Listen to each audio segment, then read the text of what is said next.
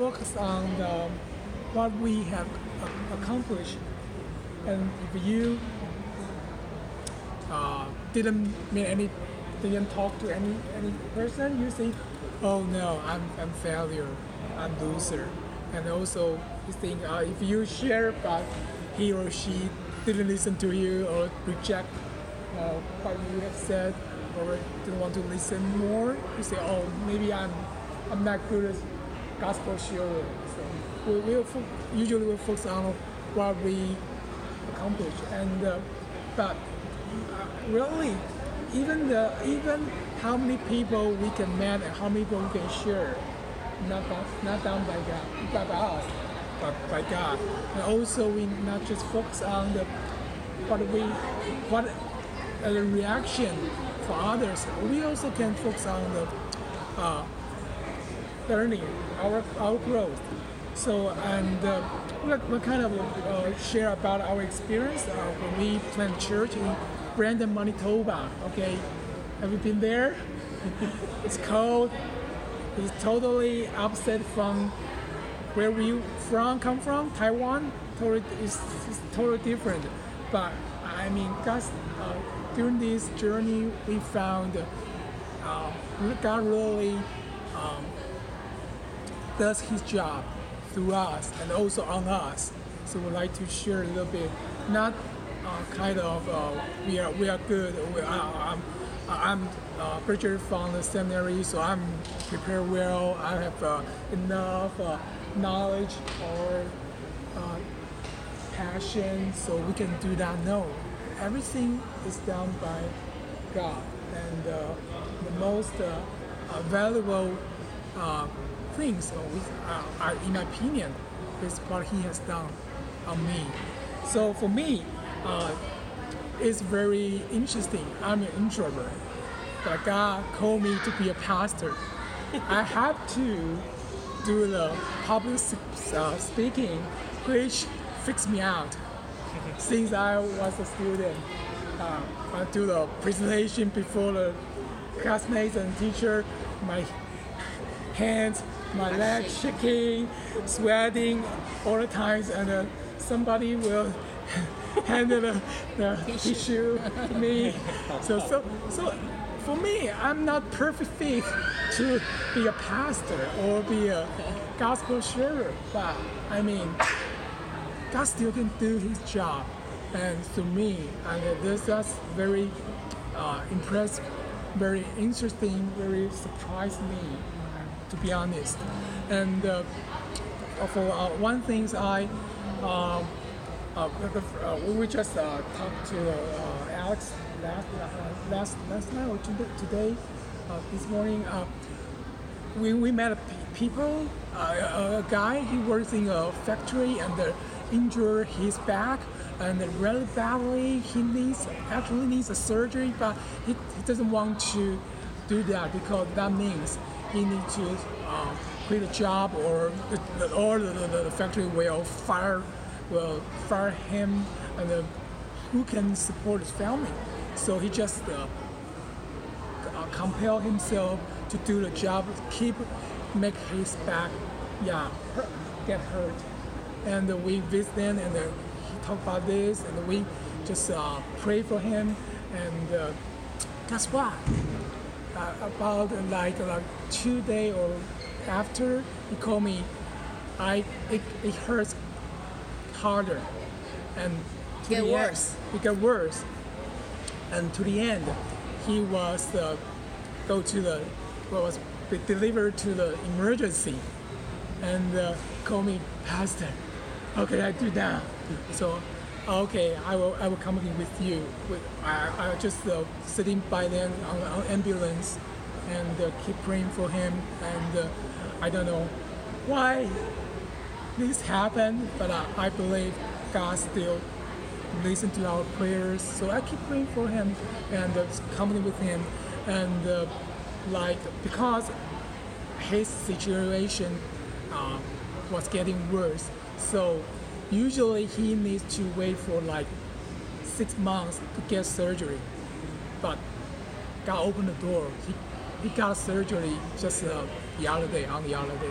So and also God helped his wife got a job just after the surgery. So I mean, God can do things beyond our imagination. Which I just learned I need to trust in Him, even though between this, God, what has happened? I prayed for him, and he got worse. Oh, what did this happen? I don't know why, but I feel nervous. I feel helpless, but I just try my best to trust in God, and God opened the way. So I'm not prepared well for this church planting, even though I'm graduate from the seminary. But God, He is ready to reach those people He would like to save. Yeah, so it's my part. Okay, I would like to share about how I have been always struggled about I don't feel qualified to serve the Lord. I was saved in the age of 27, and barely 3 years I got married with a pastor, which I didn't pray for that. I was the first one in my family to accept Jesus. So I didn't really know what does that mean to marry into a pastor's family. And but the Lord guided us, and I don't have much better choice anyways. So I say, okay, Lord, I bet you know me more than I do. So you know what I need. So I put a big trust in the Lord to make that decision, but I didn't know what I was doing. I just, okay. And I didn't expect it become a bundle package that along with the immigrant to Canada plus plant a church plus serve him all his life. Like, it was too much, okay? So we got married like when I was like 3 years old, baby Christian. And after we got married, barely for a year, we immigrated to Canada and planted a church there. So before I even know how to be a Christian, I became a pastor's wife. Before I even know what that meant, I became a church planter. So it was like, whoa. Oh, yeah. And so even before that, when we got married, his seminary professor questioned me about like, why her? She's not like a regular attendance in the church. She's not faithfully serve the Lord. She's not even graduated from the seminary. Why her? Right? And when I introduced him to my pastor, and he said, what he said? He said, remember, yeah. Okay, he said, Daniel, if you are really serious about your calling, you should find someone who is faithful instead of beautiful. Yeah. So it was I said, see, like our pastor didn't approve, right? So I'm not really a big fan of marrying into a pastor family. I don't know what that meant. So that has been a big struggle. That every time we go to interview, they will have questions on me. Like, I'm not like him. He's a 5th generation Christian, and he had solid foundation on Bible. While me, I'm the first generation. When I planted the church, I don't read Bible once. So when they talk about your training here, I was so jealous. You got great mentor, you got great church, you have been training. I was like, Lord, like her. She grew up in the church. She's a better fit to be a pastor's wife, not me. Okay, so yeah. So I will complain to the Lord about how little training I had to fit the role, and I don't know the Lord that much to go through the storming or challenge I had to go through. But even though that God put me in a pretty challenged place that totally out of my comfort zone, and you can see that our relationship, that I'm kind of opposite of him. He was introvert. I was like outgoing, confident, speak loud. So it's hard, and got great tension on our marriage. So that become a difficult situation for both of us. So there were times that I would like to call the police. Like, you know, like in Canada, you call the police and say, and they will take care of your husband. Take away, yeah. So I thought I can fix my marriage this way.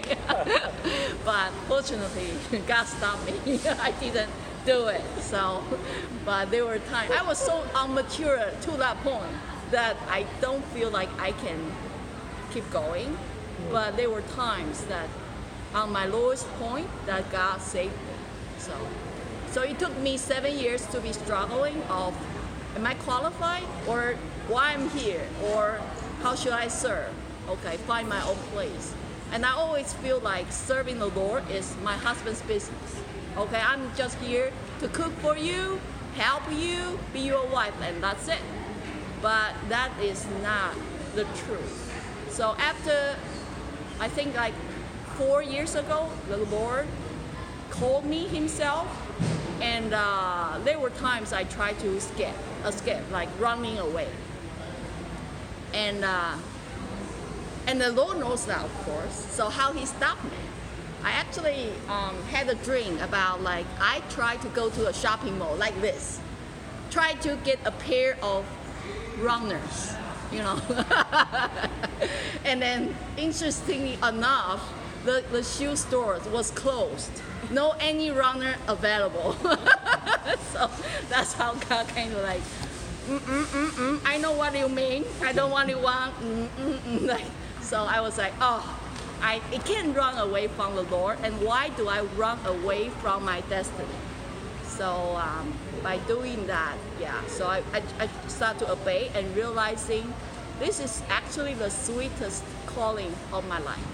And I took time to figure that out. So I think it's a great journey, as long as, and I think God knows who is He's calling, right? If people need to have interview to know the best fit, and the Lord called us, become a Christian, become a servant, and I think He knows better. I don't need to rely on how people see me, but to rely on God's choice. So I don't trust myself, but I trust His choice. Okay, keep going. Okay. So far, what have you heard from our sharing our experience? Can you share a little bit?